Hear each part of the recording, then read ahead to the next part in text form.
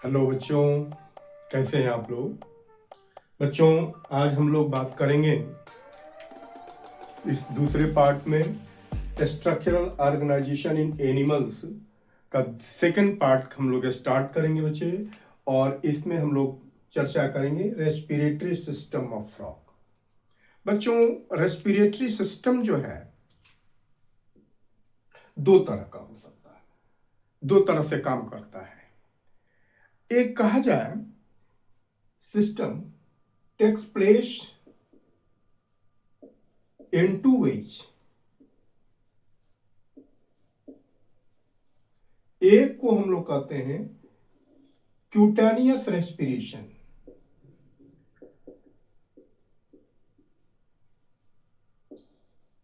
Cutaneous respiration.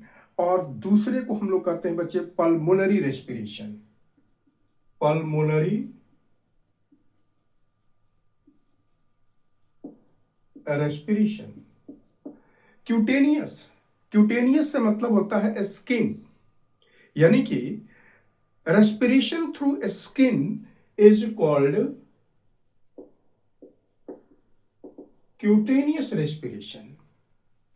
Children, जो oxygen dissolve होता है ये वाटर में, वहां से ऑक्सीजन का लेना और कार्बन डाइऑक्साइड का छोड़ना इस स्किन के माध्यम से होता है। अर्थात हम लोग ये कह सकते हैं कि dissolve oxygen in, dissolved oxygen in water is exchanged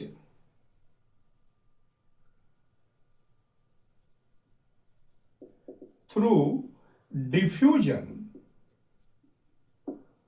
by skin। यही क्यूटेनियस, वही से रेस्पिरेशन करते, इसी को हम लोग कहते हैं क्या चीज, क्यूटेनियस रेस्पिरेशन। और दूसरी चीज बच्चे, जब ये फ्रॉग समर स्लीप में या विंटर स्लीप में चले जाते हैं, उस समय भी इनका रेस्पिरेशन स्किन के द्वारा होता है, that is the cutaneous respiration होता है। दैट मीन्स दूसरी पॉइंट हम लोग लिख सकते हैं एस्टिवेशन एंड हिबरनेशन। ये भी बाई स्किन होता है चिल्ड्रन। अब हम लोग बात करते हैं पल्मोनरी रेस्पिरेशन। पल्मोनरी रेस्पिरेशन का मतलब respiration through lungs, respiration through lungs. अर्थात on land surface, on land surface. Children, यह बात करेंगे हम लोग कि अगर पानी के अंदर में होता है तो वहां लंग्स का इस्तेमाल नहीं होता है। पानी में अगर ये फ्रॉग रहते हैं तो वहां पर स्किन का इस्तेमाल केवल होता है। ये हिबरनेशन और एस्टिवेशन, इस वक्त भी स्किन का इस्तेमाल होता है एज ए रेस्पिरेटरी ऑर्गन जो है। मतलब ये भी लैंड सरफेस हो सकते हैं, ये भी लैंड सरफेस ही हो सकते हैं, सॉइल में हो सकते हैं या कहीं गड्ढे में छिपे हुए हो सकते हैं।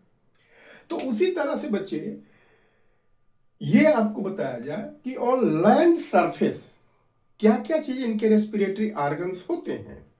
तो आपको बताया जाए बच्चे, buccal cavity, buccal cavity, mouth, buccal cavity. उसके बाद स्किन और lungs acts as respiratory organ, acts as respiratory organs। तो बच्चे रेस्पिरेशन के बारे में हम लोगों को इतना ही जानकारी रखना है कि रेस्पिरेशन कितने तरह का होता है और वह किस किस ऑर्गन से कब किस वक्त जो है रेस्पिरेशन होता है। अब हम लोग आगे बात करेंगे वैस्कुलर सिस्टम की बात करते हैं। तो आइए vascular system, vascular system in frog. Vascular system का मतलब होता है बच्चे सर्कुलेटरी सिस्टम, मतलब एक ऐसा सिस्टम जो कि उनके न्यूट्रिएंट्स को, उनके वेस्ट प्रोडक्ट्स को, ऑक्सीजन को, कार्बन डाइऑक्साइड को पूरी बॉडी में सर्कुलेट करते हैं। वह सिस्टम क्या कहा जाता है? वैस्कुलर सिस्टम या सर्कुलेटरी सिस्टम कहा जाता है बच्चे। तो हम लोग इसके बारे में फ्रॉग के केस में पढ़ेंगे कि फ्रॉग में किस तरह का वैस्कुलर सिस्टम होता है बच्चे। फ्रॉग में आपको बता दें कि क्लोज सर्कुलेटरी सिस्टम होता है। आपने दो तरह के सर्कुलेटरी सिस्टम पढ़े होंगे, एक क्लोज सर्कुलेटरी सिस्टम और दूसरा क्या चीज? Open circulatory system. Close circulatory system वह होता है जिसमें कि ब्लड जो है ब्लड वेसल से होकर के पास करता है। इसको हम लोग क्या कहते हैं? Close circulatory system. बच्चे सर्कुलेटरी सिस्टम जो है इनका दो तरह का होता है, एक ब्लड वैस्कुलर सिस्टम और lymphatic vascular system. Blood vascular system से नाम से जाहिर है इससे ब्लड फ्लो करता है, और लिम्फेटिक वैस्कुलर सिस्टम से लिम्फ फ्लो होता है। हम लोगों को मेजर तौर पर ब्लड सर्कुलेटरी सिस्टम के बारे में पढ़ने हैं। तो ब्लड सब वैस्कुलर सिस्टम या सर्कुलेटरी सिस्टम जो है 3 आर्गन से बना हुआ है। मेजर तौर पर इनमें 3 आर्गन्स हैं, हार्ट, ब्लड वेसल्स और ब्लड। हार्ट जो होता है इनका 3 चैम्बर होता है। हार्ट कितने चैम्बर का होता है? जो कि 2 एट्रियम और 1 वेंट्रिकल। मालूम है आपको ह्यूमन बीइंग में हार्ट के कितने चैम्बर होते हैं? या मैमल में कहें कि हार्ट के चैम्बर कितने होते हैं? बच्चे 4 होते हैं, 2 atrium and 2 ventricle. 2 atrium and 2 ventricle होते हैं। But in case of frog, it is 2 atrium and 1 ventricle। बच्चे अब ब्लड वैस्कुलर सिस्टम के अंतर्गत ब्लड वेसल्स के बारे में जाने थोड़ा सा। ब्लड वेसल्स इनका आर्टरीज, वेन्स और कैपिलरीज, यही 3 तरह के होते हैं। ब्लड इनका किस कॉन्फ़िगरेशन का होता है? ब्लड का क्या कंपोजिशन है? तो ब्लड में बच्चे इनके जो सेल्स होते हैं उनके बारे में जाने कि आरबीसी न्यूक्लिएटेड होता है। एक बहुत ही पर्टिकुलर बात है यहां पर। मैमल के मैच्योर्ड आरबीसी एन्यूक्लिएटेड होते हैं, लेकिन फ्रॉग में आरबीसी अगर मैच्योर्ड भी है तो भी उसमें न्यूक्लियस होगा, उसके साथ साथ डब्ल्यूबीसी और प्लेटलेट्स होंगे। अब अगली बात हम लोग कर ले बच्चे कि ब्लड का सर्कुलेशन कैसे होता है। जब 3 चैम्बर्ड हार्ट है तो ब्लड का सर्कुलेशन कैसे होता है? क्योंकि हम लोग तो जानते हैं अपने ह्यूमन बॉडी में कि दो चैम्बर ऊपर और 2 चैम्बर नीचे, यानी कि 2 ऑरिकल्स और 2 वेंट्रिकल्स होते हैं। तो राइट पार्ट और लेफ्ट पार्ट भी 2 भागों में बंट जाता है। अर्थात right part of the heart से हम लोग कहते हैं क्या चीज कि डीऑक्सीजनेटेड ब्लड पास करता है, और left part of the heart से क्या होता है? ऑक्सीजनेटेड ब्लड पास होता है। इसमें कैसे होता है फ्रॉग में जहां 3 चैम्बर है? तो आइए देखते हैं बच्चे। ये राइट एट्रियम और ये है लेफ्ट एट्रियम, आपको पता होना चाहिए। और ये है क्या चीज? वेंट्रिकल होता है। बच्चे राइट एट्रियम में ब्लड जो आता है, कौन सा ब्लड होता है? डीऑक्सीजनेटेड ब्लड होता है, जो वेना कावा में से होते हुए राइट एट्रियम में जाता है। बच्चे मालूम है वेना कावा क्या होता है? बॉडी के जितने भी वेन्स होते हैं, सारे छोटे मोटे वेन्स जो है आकर के बड़े वेन्स में मिल जाते हैं, और वो बड़े वेन्स यानी कि मेजर वेन्स को हम लोग कहते हैं वेना कावा। और ये वेना कावा दो तरह के होते हैं, एक सुपेरियर वेना कावा और एक इंफेरियर वेना कावा।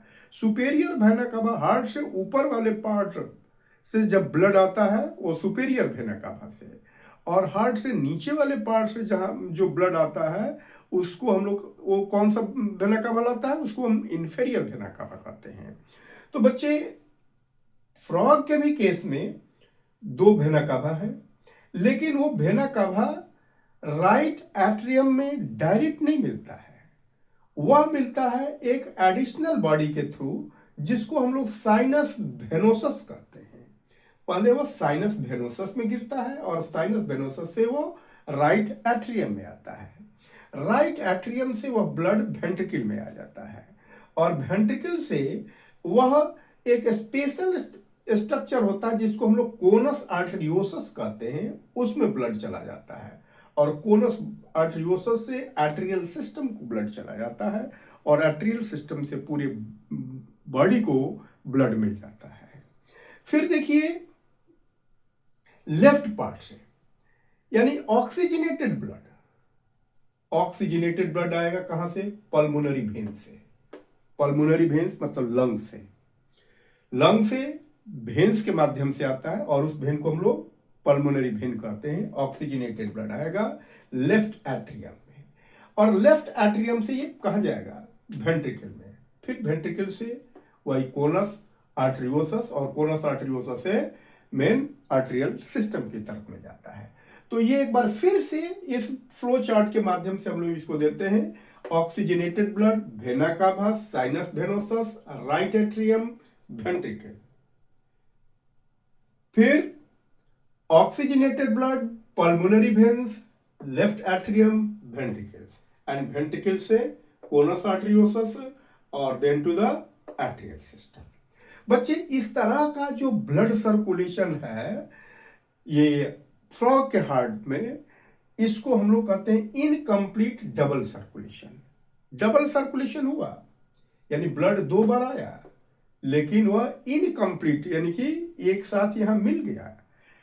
वेंट्रिकल्स में दोनों ही तरह के ब्लड, ऑक्सीजनेटेड ब्लड और डीऑक्सीजनेटेड ब्लड, दोनों मिल जाते हैं, और दोनों के दोनों ब्लड जो है कोनस आर्टेरियोसस से होते हुए आर्टेरियल सिस्टम से पूरी बॉडी में फैल जाते हैं।